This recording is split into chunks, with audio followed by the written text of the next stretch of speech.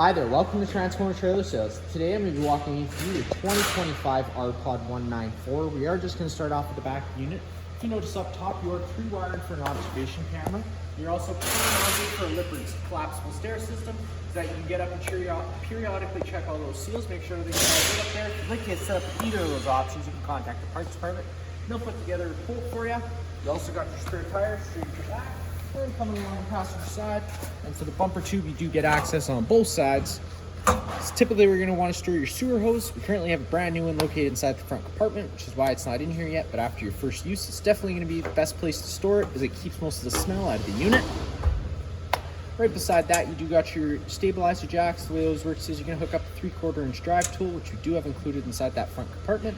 Hook it up to the drive nut, run the foot down to the ground. Once the foot contacts the ground, just giving another 1/8 turn to snug it up, and it's going to take any bouncers sway you see we have in the unit right now away. Just a note though, when you are using them, they are stabilizing jacks, they're not leveling jacks. The same goes for if you're using an impact. Just being mindful of how much torque you put on them, as it's pretty easy to bend them. Behind this big beam where your hitch receiver's mounted, you got 2 low point drains. If you're leaving the unit for a while, don't want water going stale or stagnant, that's where I would open those guys up. And also helps for winterization. It also helps for winterization, making sure that's all drained out.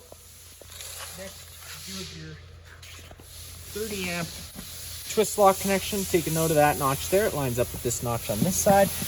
Press it, line it up, press it into place. 8th turn to lock it in. Threaded collar to really lock it down. If you follow that cord back, you do have your standard 30 amp plug-in.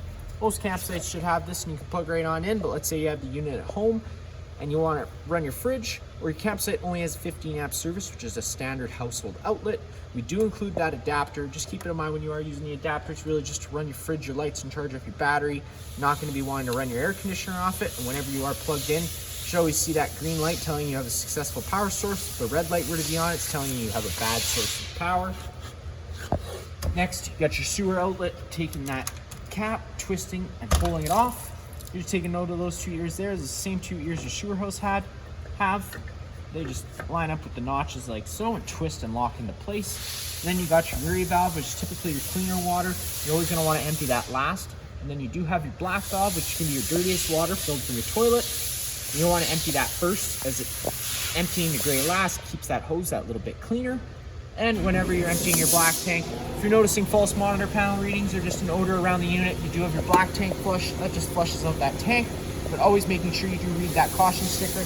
It's just letting you know that whenever you are using a black tank flush, it's very important you have your sewer hose connected to your tank open. Reason being, if you're pushing pressure inside the tank and the pressure's got nowhere to go, it can expand the tank to the point of cracking. So always being mindful of that whenever you're using it.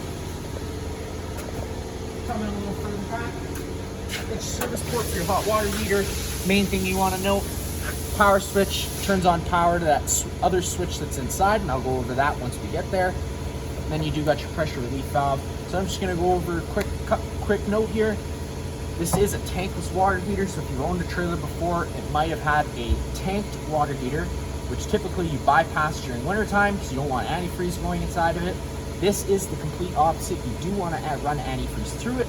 Once you're done, obviously with it off, and once you're completely done your winterization process, cracking this pressure relief valve and leaving it cracked open for the duration of winter. So that way, once that antifreeze starts gelling up, it has a place to go if it needs to be, and it doesn't crack any of your coils, causing any leaks.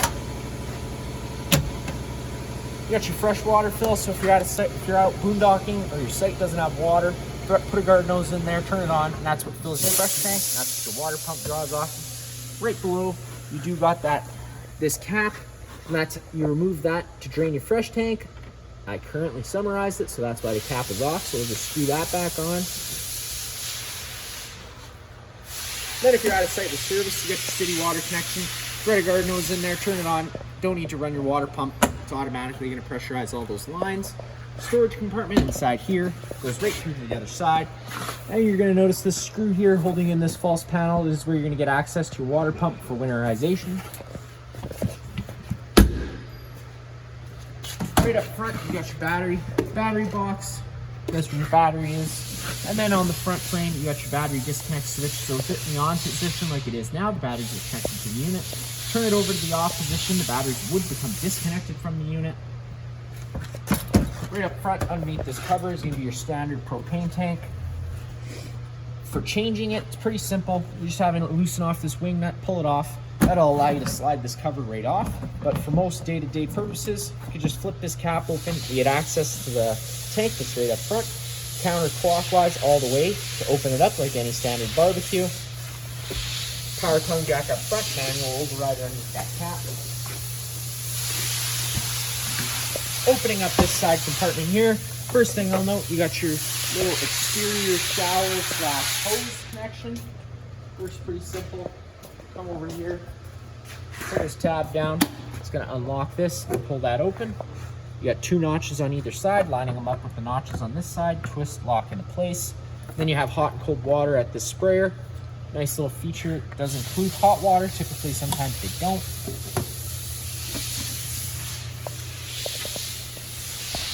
Also inside this compartment is where you get the manual override tool for your tongue jack, and then you got 2 3/4 inch stabilizer jack tools. Also inside this blue box here is your standard starter kit. You got that 15-foot water hose, the 10-foot sewer hose, which I've already told you about, and some other miscellaneous goodies, including that park adapter. Now, also located inside here is going to be a table that you can connect onto the side of the trailer. And then you got the mount for your griddle. We'll just go over the griddle mount. It does work the same way as the table mount. Folding the legs out. You see this channel, corresponding channel here. Tilt, lock into place. Sorry about that. Tilt, lock into place. Making sure it's sturdy so you can put your griddle on there. You got 2 cotter pins on either side to make sure that you lock the griddle in. Now I'm going to go grab that griddle.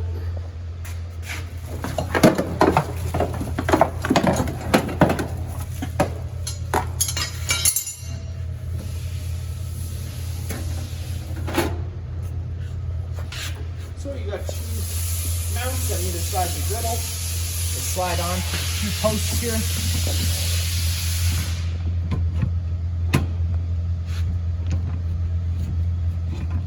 Once they're slid on like so, you can take your cotter pins, lock it into place. And then last but not least, you do have to just hook up your propane connection. So on this side here, you're going to notice this valve. To get it on there, it's like any standard airline, pulling the collar back, inserting into place, opening up the flow of propane. Added safety measure, you can't operate this the collar whenever the flow is open. Then for hooking it up, like I said, pull the collar back. I always like to assist the regulator when I'm pushing it into place. That way you're not causing any excess bending or anything. Then you can take your other end, removing your dust cap, and always making sure you put your dust caps back into place when you're done using them. That way there's no debris getting stuck inside there. Pull the collar back, lock it into place, and then you got that same valve, works the same way. That would be opening up the flow of propane to this, and you'd now be able to operate it. But just going, I'm going to mention this now so I don't have to mention it inside. Whenever you've had your propane system off, it allows air into the system. So when you go to turn it back on, you have to purge that air out. So I always recommend either firing up your griddle first thing as soon as you get to your campsite, or if you're not setting up your griddle at the moment, you can go inside, fire up the stove. It's just the easiest way to purge all the air out of the lines. That way, if you go to fire up your water heater or your furnace, you're not going to get any fault codes, because those both only are going to fire so many times before they're going to throw a fault code. Now to get inside, you're just taking that assist handle, pushing it up, folding at 90 degrees. It's going to lock into place and allow you to open up the door. Whenever you open up your door, you have to open it up all the way to allow your stairs to fold down. But you're going to notice after you fold your stairs down, it comes into contact with that awning arm. So if you were to try to run the awning, there's a risk of damaging things. So always making sure you have your door closed 90 degrees before you try and bring your awning out. That way you don't run the risk of damaging anything. Now, taking a step on inside, first thing you notice off on the right is your fire extinguisher. Pretty simple, pulled pin sheet, just like home. Up on the wall here, lots of different things. We'll go over them slowly. Interior light switch turns on all the main living space lights. You got a porch light, which turns on that little orange light outside there. Awning LED turns on the awning LED. Then you have your awning control. Again, making sure your door is closed 90 degrees. Hit that extend button, awning's going to start making its way out. Whenever you're putting the awning out, always keep an eye on wind speeds. Once winds start picking up, you want to make sure you bring that in, because you don't want to run risk of ripping the fabric or bending your arms. You're gonna know the awning's fully extended when you see the back of the metal tube and the little flap hang down. Always being careful that you don't over extend it. If you do just have to retract it and make sure you go the right way back in. Unfortunately, today we don't have enough space to get it all the way out. But if it were to start raining, you take any arm, front or rear, pull down on the clasp there, push in on the awning arm, lock it into place. Now, that changes the pitch of the awning head, allowing water to now run off if it were to be raining, or it allows for more shade underneath, for more comfortable sitting space. You can do the same thing with the front arm. Just always making sure that you do unlock these arms before you go to bring them in. Clamp them back into place, back in their normal position. That way when you do go to bring them in, it's not going to damage anything. Now you're going to hit that awning retract button. The awning's going to start rolling the right way in. Once the arms contact the side of the trailer, it's going to automatically cut out. Right up from there, you got your solar controller. I'm going to recommend going over the owner's manual for this because there's lots of different settings you can go and play with, and it gets pretty in depth. We do currently have it set up for your basic charging needs though. So when there's sunlight outside and those solar panels are picking it up, it's going to start providing a charge to your battery up front. You've got your stereo pretty much just like home. Zone 1 and Zone 2. Zone 1 will be interior, Zone 2 will be exterior. Right down from there, you got your monitor panel system. Pushing the button gives you the corresponding level. Then you got your water pump switch, which does draw to your fresh tank. Then your water heater, turning that on provides power to this once you have the switch on the water heater turned on, up or down at any time to change your set temperature, Celsius and Fahrenheit with the press of a button. Bedroom space, nice little bed space underneath, lots of storage space underneath, great little feature. TV mounted on the wall. You're going to notice the coax outlet here right beside it is a little black button. You press it, turns on the green light. That also improves radio frequency and cell phone frequency, so I always recommend turning it on whenever you get to your campsite, but making sure you do turn it off when you're not using the camper because it does draw battery power. Up front here, nice little window feature. Opening up these clasps will allow you to push that window out. Now, once your window is at your desired height, tighten up the knobs on either side.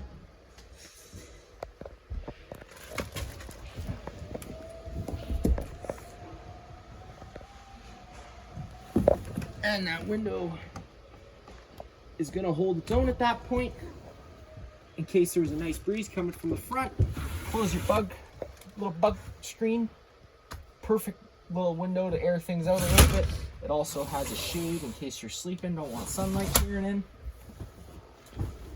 You're going to notice on this side here, you got your emergency exit. Pretty simple. Pull this tab, the whole screen's going to pop out of place. At that point, take the handle, push it. You can hop right on out of the unit. And all the blinds in the unit are going to work the same way. They're going to sit where you leave them. One quick pull will allow them to retract back up. So lots of storage throughout this whole unit. Always being mindful of drains, water lines, and electrical wiring whenever you're using the storage space. Right beside the bed, you're going to notice this. Push it, unlocks it. You can pull it up. Gives you USB, USB-C, and a couple outlets. Nice little feature I thought that they included with this. Then it hides away whenever you're not using it. Cup holders up there too as well. Now in your dinette area, set up as a seating space. Well, let's say you had guests that wanted to stay the night. Pull the feet out from underneath the table, set the tabletop on its desired ledges, and then you can take your back cushion to fill in the center, have yourself another bed. Again, accent lighting throughout the unit are on their own center push buttons along with the main living space lights. So if you wanted to turn a certain section of lights off but you still wanted some on, you could play with that individually. Lots of storage space throughout. You got your furnace output here, so whenever your furnace is running, it blows all its air out of here. So if you wanted to get a little fan to blow things around a little bit, you could do so. You got your central vac system. Sliding that will allow you to insert the tool, and then you can close it up. Turning it on, you're pressing the switch. Change the bag or check the bag. Pull this tab, pull it out. Gives you access to the bag. Again, if you'd like to get set up with some more of those, we could probably order them through the shop. Just contacting a parts department and they'll get you set up with that. You lift this open, it'll allow you to suck all that debris up through there so you don't need a dustpan. Just keep it in mind whenever you do suck in there, goes into that bag, so it's really just for dirt, sand, and dust. You're not going to be wanting to stick anything sharp inside there. Opening up that guy, your main fuse and breaker panel. Whenever a breaker trips, it's going to sit in the middle, so you do just have to turn it off and then back on again to reset it. All the corresponding fuses on your right. And then we're going to get to your fridge, freezer combo. Controls for both are right down underneath here, clockwise all the way. Basic coldest setting, anywhere before that's a warmer setting, and then you're going to notice some off-grid writing. That's just the most energy efficient setting to have it on if you're running it off battery power. Charcoal filter to help with fridge odors. Again, if you'd like to get set up some more of those to replace, contact your parts department and they can put together a quote for you and order some of those in.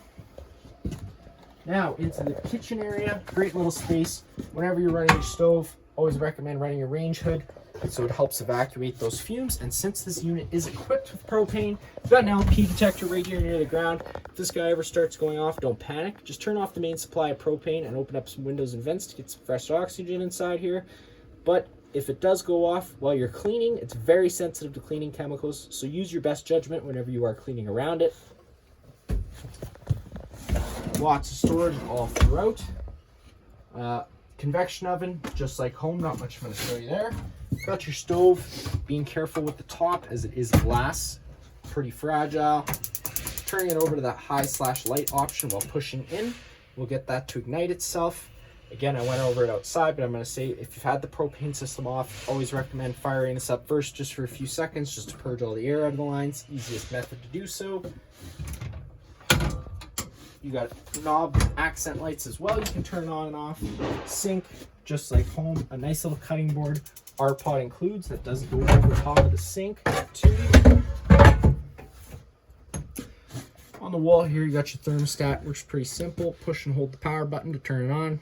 It's going to go to your last known setting. So in this case, you're in the cool setting. So this is air conditioning taken into effect. Up or down to change your set room temperature. Now, if you want to change the set fan speed, you're going to notice we're on A right now, so it's an automatic. While it's an automatic, it's also an on-demand system. So if you're set for 61 and it's at 66, once it hits 61, it's going to kill the air conditioner because it doesn't need to be running. But if you do press that and have it on low or high, the fan runs full time regardless of what you have the room temperature set to. So that's why I do recommend leaving it on automatic. Hitting the power button is also your mode button. So at that point, you're going to kill the air conditioner, fire up the furnace. The furnace has one fan speed, it runs constantly, and it does run off propane. One more time, and whenever you turn the furnace off, it runs for an additional 3 minutes just to allow itself to cool down, added safety feature. One more time, we'll get you into fan, and that's just moving air around with the air conditioner. No heating or cooling involved. Change it between low or high, press the button. One more time, you're going to get into dry. So that's just a dehumidifying mode. It's going to try and take as much moisture out of the air as possible. One more time, we'll cycle you over back into cool. Press and hold the power button to turn it off. Last but not least, we'll take a step into the bathroom. Light switch on your right. Main GFI plug on the wall. All this unit's plugs are hooked up through GFI. So if you ever have an outlet that doesn't work, this will be the first place I check, just making sure it's not tripped. You get reset in the middle, test on the bottom. Beautiful little space here. And then up top, you got your max air fan. Pulling the knob down unlocks it and will allow you to open it clockwise. Now, whenever you open this, since you don't have a max air cover, if you were to start traveling, you do run the risk of damaging your vent lid, or if it were to start raining in here, it's going to get pretty wet. So always recommend closing it, unless of course you went with the max air cover, which our parts department do sell. It's a great little feature. It goes right over top of this. It would allow you to leave that open whether you're traveling or it's raining. It's not going to get wet inside here. Fan buttons on the other corner here. You got 1 through 4. 4 is obviously going to be the fastest setting. Off to turn it off, and then just closing it. Once it's closed, push to lock it into place so you can adjust it. That is going to be it for this unit here. If you have any other questions, feel free to give us a call.